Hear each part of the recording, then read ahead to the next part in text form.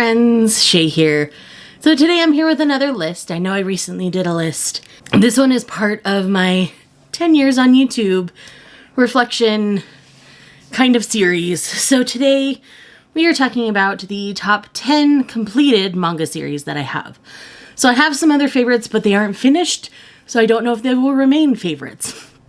So this list is my favorites that are finished and complete, and I love each and every one of them. I did rank them. Some were easy. As the list went towards the bottom, it did get a little bit harder. I had a giant list, and as I was building the list, this is what settled and felt right, so we're gonna go with it. So let's go ahead and start at the bottom with number 10.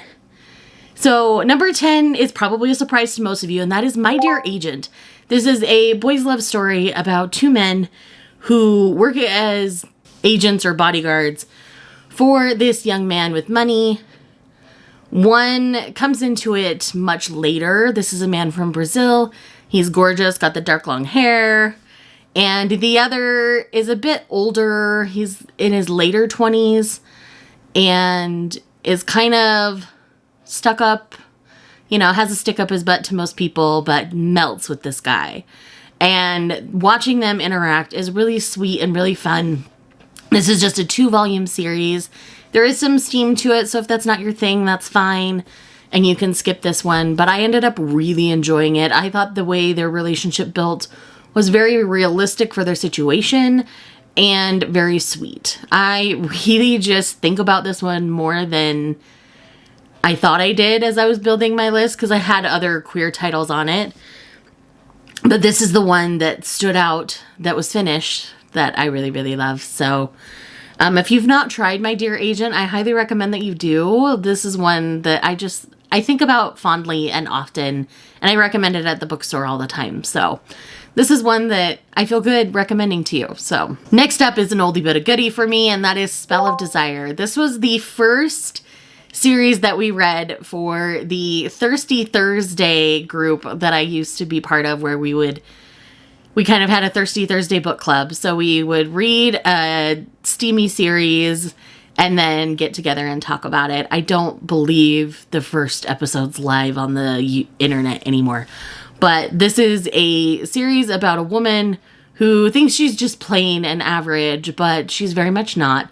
She is a powerful witch, and one day this man shows up and says, "I'm here to take you to your mother," her long-lost mother that she's not had a relationship with in years, and help you control your magic, essentially. And the way the magic is controlled is with desires. So, like, if he hugs her or kisses her, it kind of helps bring her magic into control when it starts to go out of control. It's a really interesting concept. And again, it's very, very good. And it does have a lot of steam to it. You're dealing with witches and demons and all sorts of fun. And it's a 5-volume series. It's not super long. I highly recommend it. And I'm long overdue for a reread. This is one I have digitally, so sometimes I'll just pick it up and reread it because I'm thinking about it. That's probably going to be happening soon, just so you know. The next one I have here, I have a whole dedicated video to on the channel, so I probably won't spend too long talking about this particular one, and that is Magic Knight Rayearth by Clamp. This is their kind of magical girl answer to like the Cardcaptor Sakuras and Sailor Moons of this time, and I really love it. We're following 3 girls, and they're basically isekai'd into this magical world with magical powers, and they all end up with partners throughout. But I love that this one addresses like what happens after we save this world, like what happens to it. And they have an opportunity after they're, sent back essentially to go back to that world and make sure everything is actually okay. I really love it for that. And I think this is just a really great take. It's 6 single volumes, so the omnibuses are typically 2-in-1s. I really, really love it. I have the beautiful, gorgeous, oversized hardcover box sets of these ones, and I have zero regrets. I love them so very much. So with that said, I just recommend Clamp in general. I love Clamp's art style. It's a huge team of women that all draw together, and it's amazing, and I love it. Hey friends, Editing Shay here. I realized as I was editing this, I totally skipped a number, and I'm super sad because I love this series so much. So let's quickly do a download on it. This one is I Think Our Son Is Gay. I've been a champion of this series basically since it came out. This series is a mother's perspective on figuring out that their son might be gay and that life is going to be different for him. And you see her having to defend her son from her own husband, who has some homophobic tendencies and is oblivious to what's going on with his son. And this is just an excellent parent and ally to a queer child who encourages him when he's got a crush on a boy in his class and things like that. It's really sweet. It's really cute. It's 5 volumes, and I highly recommend it. This is one that I'm recommending to parents and kids alike at the bookstore. This is a very important piece of manga culture, in my opinion. And it's just a great way of being loving and accepting to everyone. And I really would have been remiss to have this off the list. So I'm sorry you're getting Haggard Shay here. But I really want to make sure that you all are aware of this series. Please read it and know that no matter what, you should love everyone, and this is a great example of that in manga form. The next one I have here is Sweetness and Lightning. This is a very sweet 12-volume slice of life series about a widower and his young daughter. So the widower, basically his wife took care of everything because he was working, and once his wife passes away, he's like, I have to take care of her, I have to feed her, I have to keep her alive. How do I do this? He's a teacher at a school, and one of his students, her mom is a chef, and so cooking is like her passion. So it's all about her coming and kind of teaching him how to cook. She clearly has a crush on him. I will state they are not a couple by the end of this manga. Just so everybody's aware, this is not an age gap romance in the sense of a romance having a happily ever after. As she gets older, he does grow very fond of her, and it could have become romantic once they became adults, but as far as you can tell by the end of the manga, it has not. So that's all I'm saying there. But Tsumugi is really sweet. It's one of those children that's in there, but they're not written obnoxiously, and I really, really love just how sweet and emotional this is. And it's, at its heart, it's a foodie manga, and I love foodie manga. So that's kind of my representation of foodie manga on this list. I think about Sweetness and Lightning often. There is an anime that covers like the first few volumes, but so if you need to like get a taste for it before you go all the way with it, go ahead. But I enjoyed reading it very, very much. And there are recipes at the end of the volume, so they're very, very fun. The next one, honestly, there might be one in the top 5 that surprises y'all, but it's not going to be this one. And that's Sweat and Soap. I love Sweat and Soap. I have been a champion of Sweat and Soap as long as it's been out. I adore these two. This is essentially a story about 2 co-workers who work at a Bath and Body Works style company. It's like a, it's essentially a body care company. Our hero works in kind of like the scent development department. And then our female heroine, I believe she's in accounting, if I remember correctly. And one day she's happily looking at this display, and he walks by and he gets a whiff of her. And he's like, oh my gosh, I love this smell. I need to make this smell. What is it? And so essentially he comes up to her and asks, can I come and sniff you every day?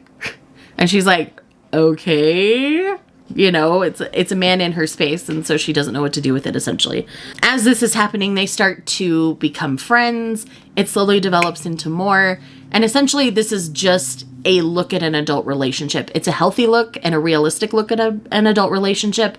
They communicate. They do have problems, and they have to work through things and past traumas, just like any real relationship would. And that's really what the core of Sweat and Soap is about. Yes, there's the weird smelling kitsch to kind of make it stand out from others, I think. But at its heart, it's really just a realistic look at an adult relationship when you're working in the same workplace. So I know it sounds weird to start out, but I promise it's good. I promise he's very respectful of her always. And he, like, once they establish this initial interaction, he always asks permission before he enters her bubble, and things are good that way. I want to make sure that's clear up front. When I first heard about this series, I actually went and read the first couple of chapters on scans just to make sure I wasn't going to be, like, promoting something that's absolutely awful. So, yes, I'm very, very excited that I get to talk about Sweat and Soap again because it's been a minute. Another one here that might surprise some of you, but those of you who have been around the channel a long time, this probably won't be a surprise. And that is Wake Up Sleeping Beauty. This is a 6-volume shoujo series, inspired a little bit by Sleeping Beauty, but not fully.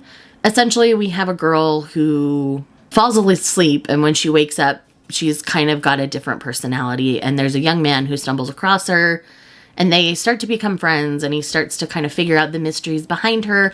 There are some paranormal elements here, so do be aware of that. And I, again, have multiple videos talking about this series on this channel. I'll leave one of them linked up in the corner for you. So I'm not going to spend too much time talking about it here.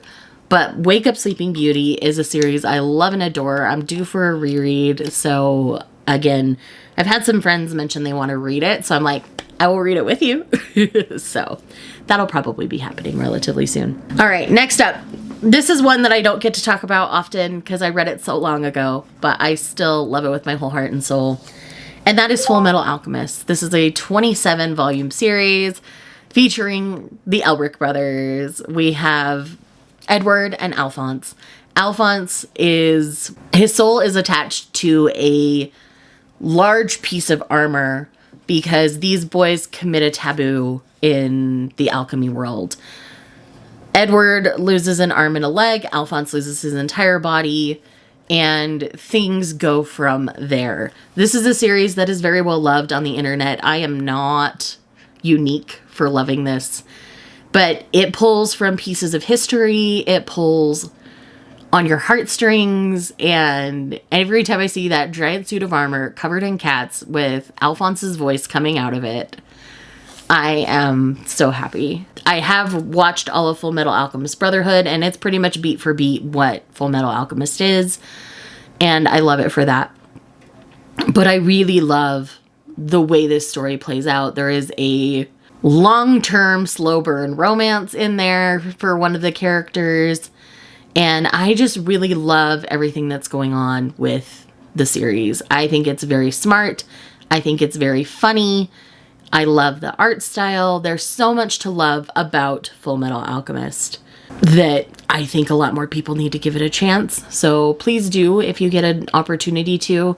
Again, this is one I'm constantly recommending at the bookstore, and I have zero regrets about it. Number 2 here, again, probably won't surprise a lot of people, and that is Haikyuu. Haikyuu is the only sports manga I've ever liked and enjoyed, and I never thought I would care so much about a high school volleyball team in my entire life, and I will say that every time I'm talking about this series. This is a 45-volume series, so the longest series on this list, where we're following Shoyo Hinata, who is a young man who is greatly inspired when he sees on TV this short guy who has the hops, as we would say, can jump really high, and is a spiker for a team called Karasuno. And so at the beginning, we meet him in junior high when he finally gets to go to a tournament because he's finally able to pull a ragtag team together. And in the first draft, they are up against the strongest team at the tournament. And so obviously they lose, and across the net, there's an antagonist of a setter. And he's like, what have you been doing for the last 3 years? Why are you like this? You're great. Why are you on this stupid team? Blah, blah, blah, blah, blah, essentially. Fast forward to the next school year. They're both at Karasuno High School. Magic happens from there. The whole team, you get to know all of them. I love and care deeply about all of them. They are my precious children. Will be forever and always. Asahi, my little anxious bean, is still my favorite. But I do love all of the characters. This is seriously a character study about motivation and what you want out of life, essentially. It's really, really good. You know, some people love the sport and love the confidence it gives them. Other people do it because it's expected. It looks good on a resume. There's all sorts of reasons why people have played sports. And I really love this. You do get a fast forward later in the series where they've all graduated high school, time has passed, and they're all reunited to watch a couple of them play pro. And it's fantastic. I really, really love it. Zero regrets. And my friends are blowing up my phone again, and I love them. Hold on, work thing. Be back. A few moments later. All right, so as I was saying, we did get a 5-year time skip at the end of the series. I think it really kind of gives you a full look at, even though someone can be amazing at a high school sport, that doesn't mean they want to do sports the rest of their life. So with that said, let's move on to the one, the only Sacrificial Princess and the King of Beasts. I've talked about this series endlessly as it was coming out. This is a Beauty and the Beast inspired story in which we're following a young woman named Seraphie who's been raised her entire life to be sacrificed to the King of Beasts. As she goes to be his sacrifice, they start to talk and get to know one another, and then a secret is revealed to Seraphie about the King of Beasts on the night of her sacrifice, and she is like, please don't be alone, take care of yourself, essentially.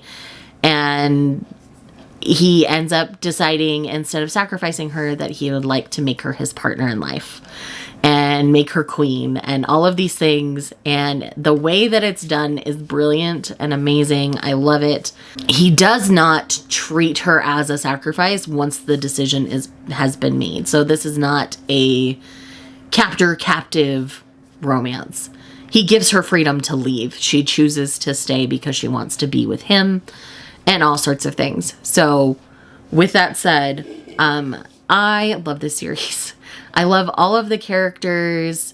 I think it's a very well-developed story. It's a very well-developed world.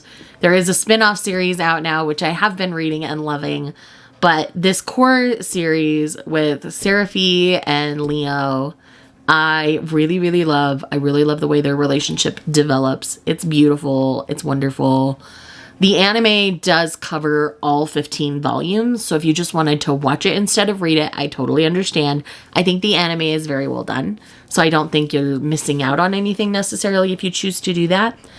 But yes, I really enjoyed it. I really liked everything that happened and the way that they protected each other. And she has to go through a series of trials, essentially, to prove she could be queen to the Beast King. And it's amazing. I just love it so much. I'll leave the video where I talk about the end of the series, if anybody's curious about that. But either way, this has been a really fun list to make. I've really enjoyed making it. Thank you so much for watching. Thank you for being here. Thank you for 10 years. If you are here just because you love me, leave me a volleyball emoji for Haikyuu because that's probably the easiest one to find right now. And thank you again. I will see you in the next one. Bye.